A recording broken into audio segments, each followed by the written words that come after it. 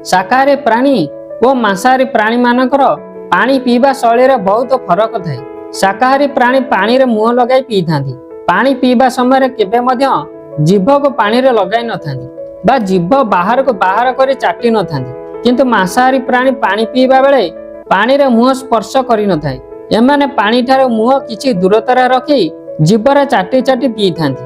तेणु शाकाहारी और मांसाहारी प्राणी को पानी पीवा शैली रे मध्य बहुत फरक थाए। जेपरि गाई गोरु और छेली मेंढा परी प्राणी पानी रे मुंह लगाई पानी पी थांती।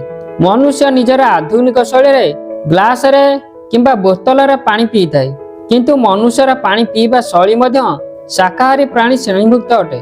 सेहीपरि बाघ, सिंह, कुकुर, बिलेई परी प्राणी चाटी चाटी पानी पी थांती, कारण एमाने मांसाहारी प्राणी श्रेणीभुक्त अटंती। वीडियोटी आपको केमिति लागला कमेंट बॉक्स रे निजर मतामत रखंतु एवं चैनल को यदि एपर्यंत सब्सक्राइब करना तेबे बर्तमान ही सब्सक्राइब कर दियंतु।